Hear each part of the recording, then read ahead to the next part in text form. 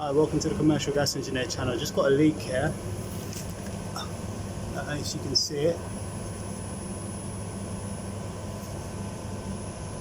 Pinhole leak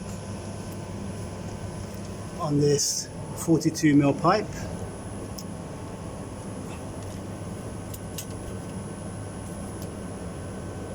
What does it say? 42mm? Hard to see.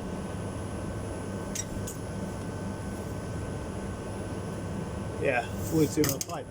So what we got here, the usual things: Jubilee clip, bit of rubber. Let's see how it goes. Sometimes as well, you can use clips like these.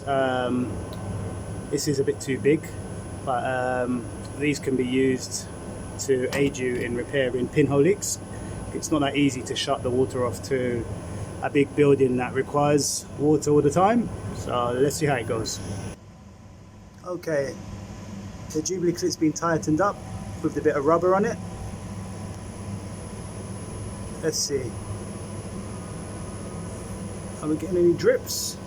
I'm not seeing any. Probably will drip a little bit later, but it's a bit of an improvement from what was happening before.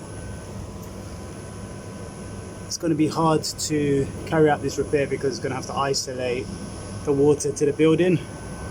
So the hot water, hopefully no TMVs let by and so on. Otherwise the mains is going to have to go off. But yeah, that's how you do a temporary repair, temporary fix. So you can use clips like this if need be. Or it's better to get better rubber than what I have here. You can get, this was just from Screwfix or somewhere. But you can get better rubber, and sometimes on leaks that are under not much pressure, I'll use cable ties, but ideally you want a Jubilee clip and a bit of rubber, or these kind of pipe clips.